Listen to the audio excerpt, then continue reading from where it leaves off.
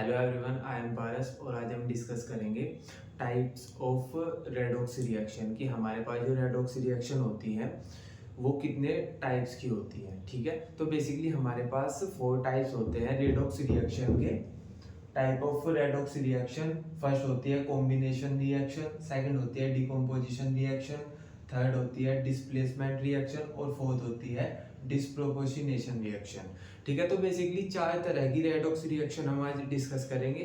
ठीक है, तो फर्स्ट वाली देख लेते हैं। सबसे पहले आती है हमारे पास जो कंपोजिशन रिएक्शन होती है, कंपोजिशन रेडॉक्स रिएक्शन होती है। तो बेसिकली इसमें होता क्या है कि जब भी हम दो एलिमेंट जब भी हम दो सब्सटेंस को ऐड करते हैं, जैसा A प्लस बी होगा तो हमारे पास C मिल जाएगा। मींस A और B रिएक्टेंट है और C हमारे पास प्रोडक्ट है। तो कंपोजिशन रिएक्शन वो वाली रिएक्शंस होती हैं जिनमें से जिन दो रिएक्टेंट को हम ऐड कर रहे हैं उनमें से या तो एक एलिमेंट या दोनों ही एलिमेंट अपनी एलिमेंटल फॉर्म में हो। मींस कि वो जिस स्टेट में हमारे पास नेचर में प्रेजेंट है उस ही स्टेट में हमारे पास यहाँ पे होनी चाहिए।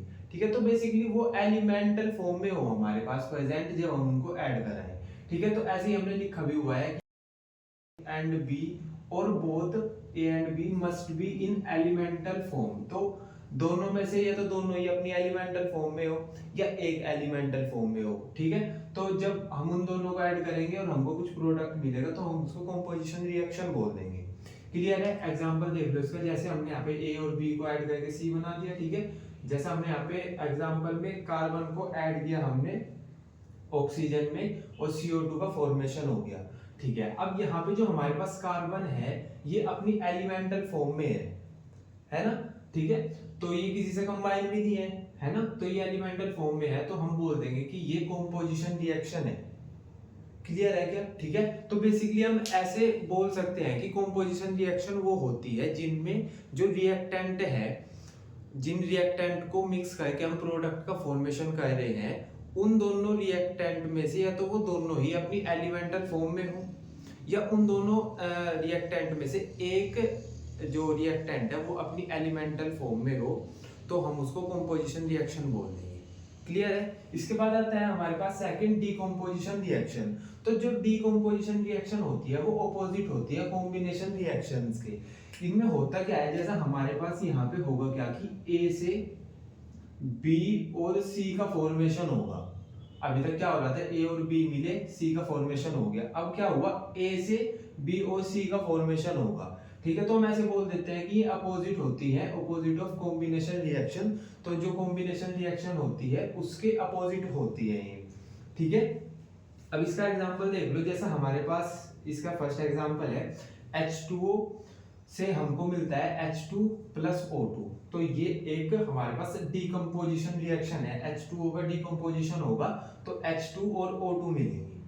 ठीक है, और अभी हम ये पढ़ क्या रहे हैं, हम पढ़ रहे हैं कि रेडॉक्स रिएक्शन के types, decomposition redox reaction, composition redox reaction, decomposition redox reaction. तो क्या ये वाला जो मैंने एग्जांपल लिखा हुआ है ये रेडॉक्स रिएक्शन होगी? चेक करें एक बार, चलो चेक करते हैं।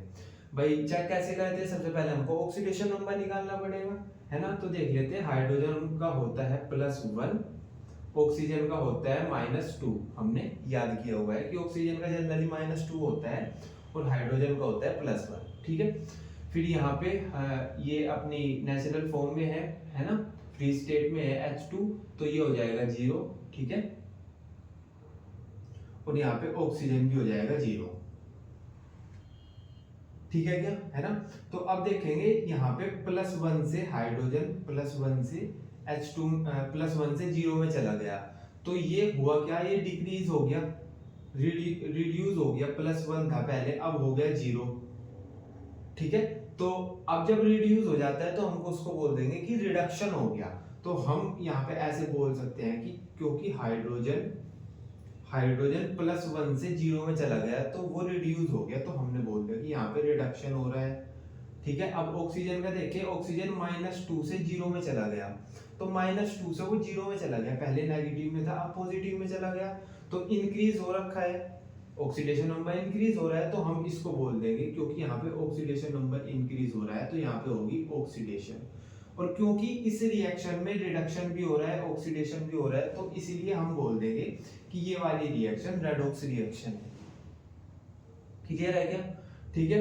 अब एक ये एग्जांपल है सेकंड, इसमें क्या हो रहा है KClO3 से बन रहा है हमारे पास KCl प्लस 3O2 है ना। तो जब इसका डिकम्पोजिशन हुआ तो हमारे पास KCl और O2 का फॉर्मेशन हुआ।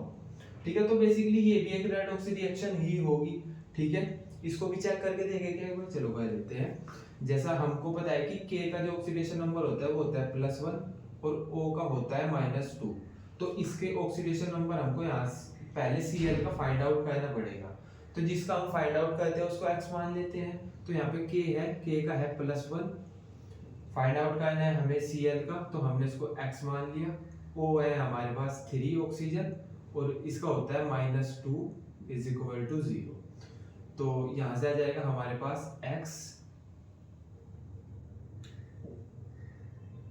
-6 = 0। तो ये हो जाएगा x - 5 = 0। तो x = 5 आ जाएगा। ठीक है, तो यहाँ पे जो Cl का ऑक्सीडेशन नंबर है ये है +5। ठीक है, और K यहाँ पे देख लेंगे K का होता है हमारे पास +1 तो इसका हो जाएगा -1। ठीक है, O2 का होता है 0, क्योंकि भाई O2 हमारे पास किसी से कंबाइन नहीं किया हुआ है और जब कोई कंबाइन नहीं करते तो हम उसको बोल देंगे कि उसकी ऑक्सीडेशन नंबर 0 है। ठीक है, तो अब आप ये देखो कि हमारे पास जो Cl था वो +5 ऑक्सीडेशन नंबर था पहले उसका, बाद में हो गया -1, +5 से हो गया -1। तो हुआ क्या, पहले +5 था अब -1, तो रिड्यूस हो गया, डिक्रीज हो गया ना। पहले +5 था अब -1 हो गया, तो इसलिए हम इसको बोल देंगे यहाँ पे रिडक्शन हो रहा है। क्लियर है? ठीक है, अब ऑक्सीजन की बात करें तो ऑक्सीजन पहले हमारे पास था -2 में, अब है 0 में।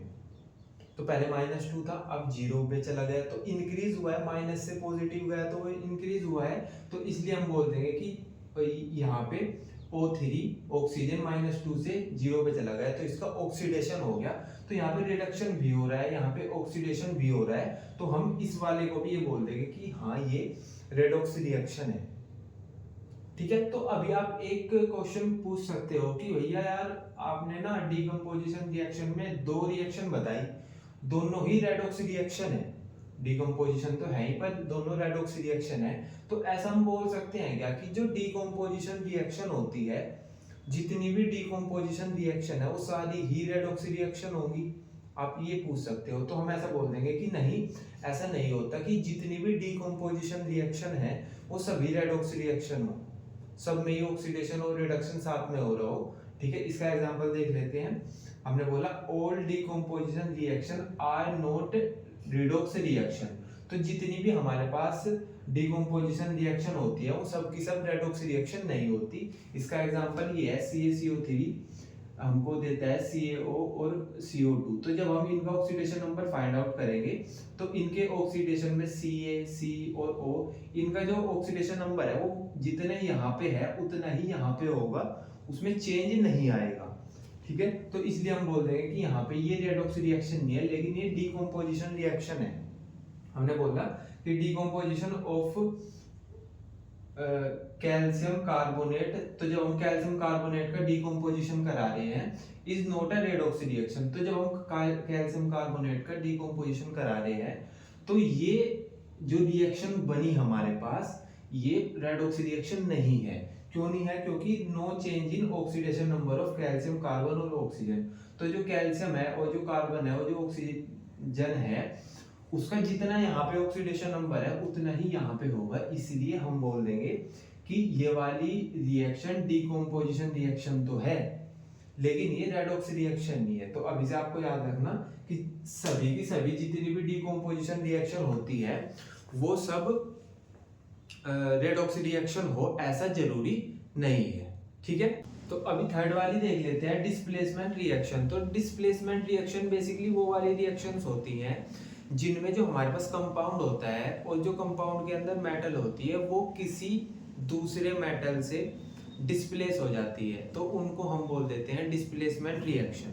ठीक है। तो बेसिकली डिस्प्लेसमेंट रिएक्शन में यही होता है कि जो हमारे पास एक मेटल है कंपाउंड के अंदर, वो किसी अनदर मेटल या किसी अनदर नॉन मेटल से डिस्प्लेस हो जाएगी, उसको हम बोल देंगे डिस्प्लेसमेंट रिएक्शन। ठीक है। तो देख लेते हैं, हमने यहाँ पे लिखा हुआ है कि a metal in a compound can be displaced by another metal in the uncombined state। तो हमारे पास बेसिकली होगा क्या कि हमारे पास कंपाउंड है, कंपाउंड के अंदर एक मेटल है जो वो किसी अनदर मेटल से एक्सचेंज डिस्प्लेस हो जाएगा। जैसे हमारे पास यहाँ पे x है और y और z है। ठीक है। तो यहाँ पे हुआ क्या, x और z मिल गए, ठीक है, और y यहाँ से डिस्प्लेस हो गया। मतलब हमने यहाँ पे क्या किया, y को हटा दिया और y की जगह पर x लगा दिया। तो क्या बन गया हमारे पास x और z और y डिस्प्लेस हो गया। ठीक है। तो हम ऐसे बोल सकते हैं कि हमारे पास YZ कंपाउंड था, इसमें जो Y मेटल था उसका डिस्प्लेसमेंट कर दिया X मेटल ने। ठीक है। तो इसका एक एग्जांपल है हमारे पास, ये हमारे पास ये छोटा सा एग्जांपल था। अब देखो सुनो, मैं ये बोल रहा हूँ कि जो डिस्प्लेसमेंट रिएक्शन होती है उनमें बेसिकली हमारे पास मेटल का डिस्प्लेसमेंट होता है। अब ऐसा हो सकता है कि वो जो डिस्प्लेसमेंट हो रहा हो, मेटल का डिस्प्लेसमेंट हो रहा है, वो एक मेटल ही डिस्प्लेसमेंट करा रहा हो या एक नॉन मेटल डिस्प्लेसमेंट करा रहा हो। ठीक है। तो ऐसा हो सकता है कि हमारे पास जो टाइप्स हैं डिस्प्लेसमेंट कराने के, वो दो हो सकते हैं। एक तो है कि मेटल ने डिस्प्लेसमेंट करा दिया, उसको मेटल डिस्प्लेसमेंट बोल देंगे। जब नॉन मेटल डिस्प्लेसमेंट होगा, मतलब नॉन मेटल है जो वो डिस्प्लेसमेंट कराएगा, हम उसको नॉन मेटल डिस्प्लेसमेंट बोल देंगे। ठीक है। तो बेसिकली हम ये देख लेते हैं कि मेटल डिस्प्लेसमेंट क्या होता है। ठीक है। तो इसमें बोलते हैं कि a metal in a compound can be displaced by another metal. मतलब एक मेटल हटेगा, उसी कंपाउंड में दूसरा मेटल आ जाएगा। मतलब कंपाउंड के अंदर जो मेटल है उसको हटा देंगे हम और उसकी जगह पे दूसरा मेटल लगा देंगे। ठीक है। तो बेसिकली मेटल और मेटल के बीच में डिस्प्लेसमेंट हो रहा है, तो हम उसको बोल देंगे मेटल डिस्प्लेसमेंट। अब एग्जांपल देखो, जैसे हमारे पास ये है CuSO4 है और Zn है। ठीक है। हुआ क्या, हमने यहाँ पे Cu को हटा दिया और SO4 के साथ Zn लगा दिया। ठीक है। तो हुआ क्या, ZnSO4। पहले क्या था, CuSO4। अब हुआ क्या, हमने Cu की जगह पे Zn लगा दिया। ठीक है। तो हमने एक मेटल को हटाया, Cu मेटल है, हमने एक मेटल को हटाया और उस मेटल को हटा के दूसरा मेटल जो कि Zn है उसको लगा दिया Cu की जगह पे। ठीक है। तो बेसिकली ये हो गया हमारे पास मेटल डिस्प्लेसमेंट। क्लियर है क्या? ठीक है। फिर हम सेकंड वाला एग्जांपल देख लेते हैं। TiCl4 प्लस 2Mg से हमने बना दिया Ti और प्लस 2MgCl। ठीक है। तो इस वाली रिएक्शन में बेसिकली हमको देखने को क्या मिल रहा है कि हमने यहाँ से जो Ti था, जो Ti के साथ Cl जुड़ा हुआ था, हमने उसको Mg के साथ जोड़ दिया। ठीक है। तो अब TiCl4 का हो गया Ti, मतलब हमने यहाँ से Ti का डिस्प्लेसमेंट करा दिया।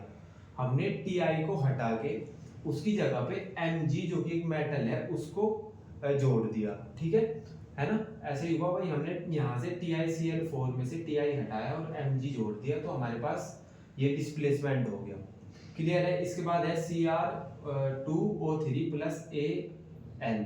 ठीक है। तो हमने क्या किया, यहाँ Cr2O3 है हमारे पास, हमने बेसिकली क्या किया, Cr2 को हटाया और Cr2 को हटा के Al2 लगा दिया इसकी जगह पे। ठीक है। तो बेसिकली ये हुआ, यहाँ पे था Cr2O3, यहाँ पे हो गया Al2O3। तो हमने बेसिकली क्रोमियम की जगह पे एल्यूमिनियम लगा दिया, है ना? तो बेसिकली ये एक डिस्प्लेसमेंट रिएक्शन का ये भी एग्जांपल बन गया। तो बेसिकली हमने क्या किया, कंपाउंड के अंदर एक एलिमेंट को हटाया और दूसरा लगा दिया। जब मैं ऐसे बोल दूं कि एक मेटल को हटाया और उसकी जगह पे दूसरी मेटल लगा दी, तो बेसिकली वो हो गया हमारे पास मेटल डिस्प्लेसमेंट। ठीक है। अब इसके बाद आता है नॉन मेटल डिस्प्लेसमेंट। तो नॉन मेटल डिस्प्लेसमेंट देख लेते हैं क्या होता है। All alkali metals and some alkaline earth metal. अब एल्कली मेटल क्या होती है, अल्कलाइन अर्थ मेटल क्या होते हैं, ये हमने पीरियोडिक टेबल में पढ़ा था भाई। जैसे हमारे पास ये पीरियोडिक टेबल होती है, कुछ इस तरह से होती है ना, कुछ इस तरह से। तो ये यहाँ पे जो दो ग्रुप होते हैं, ग्रुप 1 और ग्रुप 2, इनको हम एल्कली मेटल बोलते हैं, और इसको बोलते हैं हम अल्कलाइन अर्थ मेटल। इनमें कुछ कुछ एलिमेंट होते हैं, है ना। तो ये ऐसे बोलते हैं कि जितने भी एल्कली मेटल्स हैं, मतलब ग्रुप 1 के एलिमेंट है, और सम एल्कलाइन मेटल, मतलब जो ग्रुप 2 है एल्कलाइन मेटल होते हैं उसमें, उनमें से कुछ जैसे CaSr Ba विच आर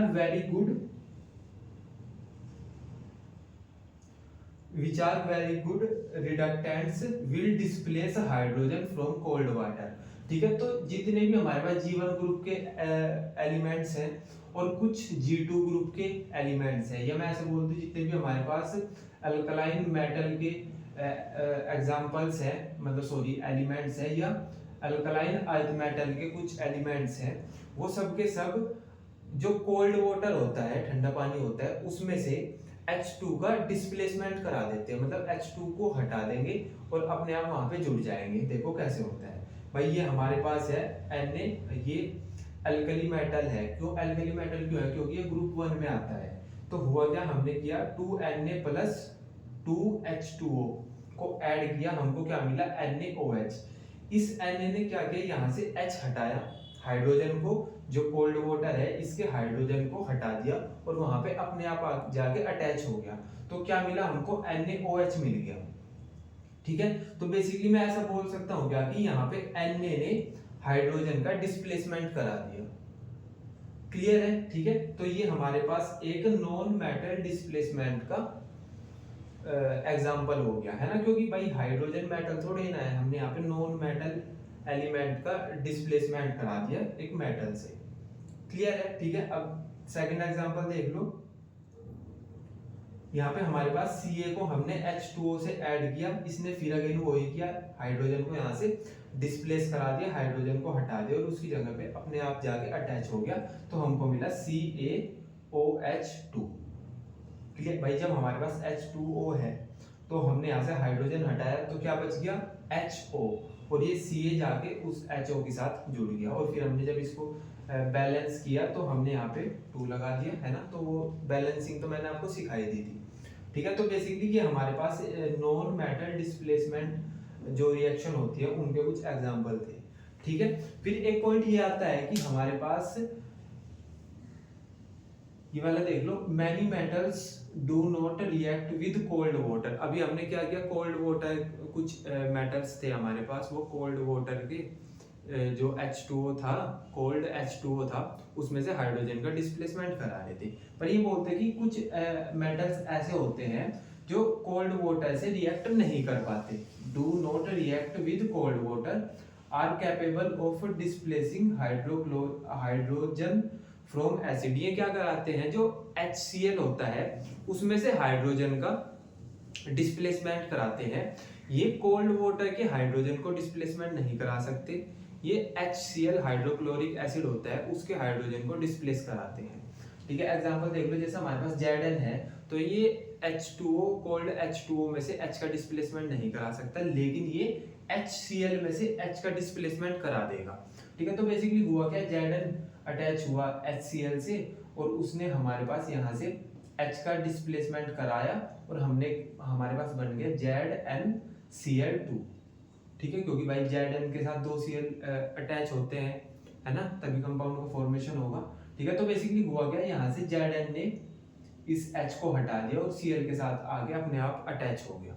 ठीक है, सेकंड एग्जांपल है Mg ने क्या करेगा, HCl के H को हटा देगा और Cl के साथ अपने आप अटैच हो जाएगा, तो बन जाएगा MgCl2। ऐसे ही हमारे पास जो आयरन है Fe, ये H को हटा देगा और Cl के साथ बॉन्ड फॉर्मेशन कर लेगा, तो ये बन जाएगा FeCl2। और जितने भी तीनों एग्जांपल है सब में H2 बाय प्रोडक्ट निकल जाएगी। ठीक है, तो बेसिकली हमने ये देखा कि भाई कुछ मेटल्स तो H2O में से H का डिस्प्लेसमेंट करा रहे थे, कुछ मेटल्स जो वो नहीं करा पा रहे थे वो HCl में से, हाइड्रोक्लोरिक एसिड में से H का डिस्प्लेसमेंट करा रहे थे। क्लियर है क्या? ठीक है, एक पॉइंट और है, very less active metals which में occur in the native state such as silver Ag हो गया, जैसा गोल्ड हो गया Au, do not react ever with the hydrochloric acid. तो जैसा हमारे पास सिल्वर होता है गोल्ड होता है, नेटिव स्टेट में रहते हैं ये अपनी, है ना, जैसे नेचर में पाए जाते हैं AuAg।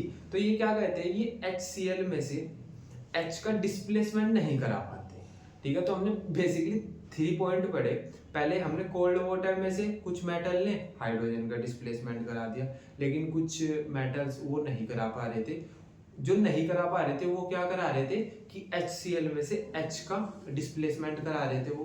अब कुछ एलिमेंट्स HCl, कुछ मेटल्स HCl में से भी H का डिस्प्लेसमेंट नहीं करा पाते, और वो मेटल्स हैं हमारे पास, जैसा Ag हो गया सिल्वर, और Au हो गया गोल्ड। क्लियर है, ठीक है ना। तो अभी लास्ट वाला देख लेते हैं। हमारे पास डिस्प्रोपोर्शनेशन रिएक्शन होती है। डिस्प्रोपोर्शनेशन रिएक्शन में हमारे पास होता क्या है कि जैसा हमारे पास एक ही एलिमेंट में ऑक्सीडेशन भी होता है और उसी एलिमेंट का रिडक्शन भी होता है।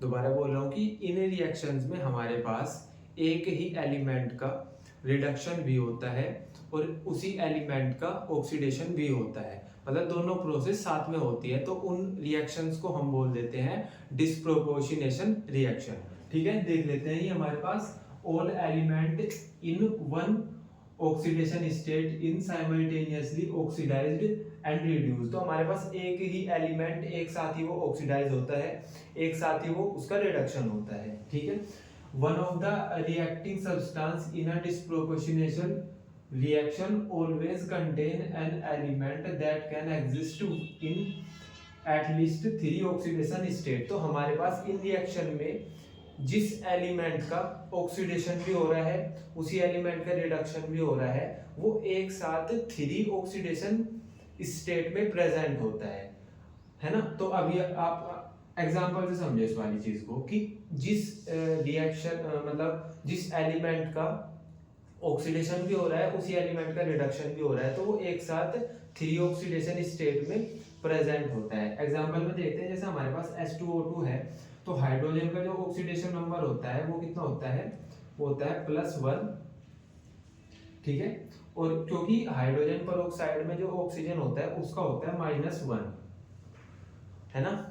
मैंने बोला था कि जनरली ज्यादातर केसेस में हमारे पास ऑक्सीजन का होता है हमारे पास -2, लेकिन यहाँ पे हाइड्रोजन पर ऑक्साइड है और उसमें जो ऑक्सीजन होती है उसका जो ऑक्सीडेशन नंबर होता है वो होता है -1। क्लियर है। अब यहाँ पे H2O है, तो H2O में H का होगा +1 और यहाँ पे ऑक्सीजन सिंपल है, तो यहाँ पे इसका ऑक्सीडेशन नंबर होगा -2 और यहाँ पे होगा 0। तो मैंने बोला था कि जो जिसका ऑक्सीडेशन भी होगा उसी का रिडक्शन भी होगा, वो 3 ऑक्सीडेशन स्टेट में प्रेजेंट होगा। तो अभी देख लो यहाँ पे 3 ऑक्सीडेशन स्टेट में प्रेजेंट है ऑक्सीजन, 1 2 3।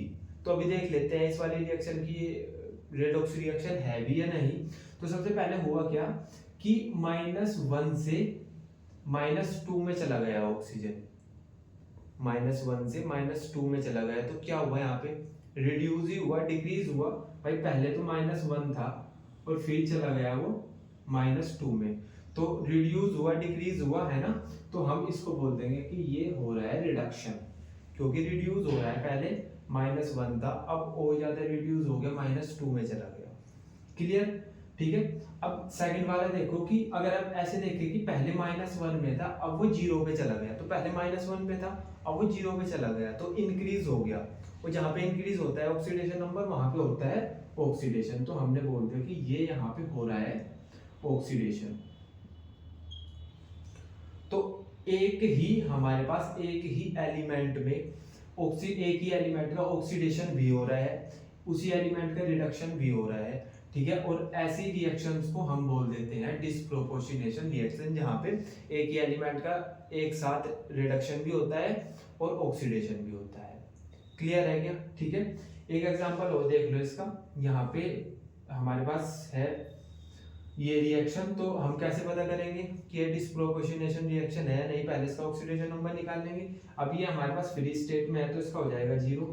ठीक है, यहाँ पे देख लो, यहाँ पे हाइड्रोजन का होता है -1, तो अगर हम P का फाइंड आउट करेंगे यहाँ पे, तो ये +3 आ जाएगा। क्या कैसे आया भाई, P को हमने x मान लिया, +3 इंटू -1, या हाइड्रोजन का +1 होता है, हाइड्रोजन का होता है +1, x plus 3 into plus 1 is equal to 0, तो x इज इक्वल टू -3, तो p आ जाएगा हमारे पास, इसका ऑक्सीडेशन नंबर आ जाएगा -3। ठीक है, यहाँ पे p का देख लेते हैं, ये हाइड्रोजन हो जाएगा +1, तो 2 इंटू हाइड्रोजन है 1। ठीक है, p को हमने मान लिया x, फिर 2 है हमारे पास -2, और क्योंकि इसके सर पे चार्ज है माइनस, तो हम -1 ऐसे लिख लेंगे, सिखाया था मैंने। ठीक है, तो ये हो जाएगा 2 plus x -4 is equal to -1, और ये हो जाएगा x -2 is equal to -1, x is equal to 2 -1, तो x इज इक्वल टू +1 आ जाएगा। यहाँ पे जो p का ऑक्सीडेशन नंबर है +1 है। अभी चेक कर लेते हैं, है ना। तो यहाँ पे हुआ क्या कि पहले था 0 और अब हो गया -3, तो डिक्रीज हुआ है, रिड्यूस हुआ है ना भाई। पहले तो 0 था, अब ओ नेगेटिव में चला गया, -3 हो गया, तो रिड्यूस हुआ है, तो मैंने लिख दिया यहाँ पे रिडक्शन, रिडक्शन हो गया। ठीक है, अब अगर हम इस वाले केस में देखें कि यहाँ पे पहले तो था हमारे पास 0, ठीक है, अब हो गया +1, तो यहाँ पे क्या हुआ है, इंक्रीज हुआ है। ठीक है, वो जहाँ पे इंक्रीज होता है ऑक्सीडेशन नंबर, वहां पे बोल देते हैं हम ऑक्सीडेशन। तो यहाँ पे रिडक्शन भी हो रहा है, ऑक्सीडेशन भी हो रहा है, तो हमने बोलते हैं कि ये वाली रिएक्शन रेडॉक्स रिएक्शन है। अब एक ही एलिमेंट का ऑक्सीडेशन हो रहा है और उसी एलिमेंट का रिडक्शन हो रहा है एक ही साथ, तो फिर इसलिए हमने बोल दिया कि ये एक डिस्प्रोपोर्शनेशन रिएक्शन है। क्लियर है क्या? ठीक है ना। तो आई होप आपको इतना सब क्लियर हो गया होगा। ठीक है, बाकी हम कल पढ़ेंगे। बाय।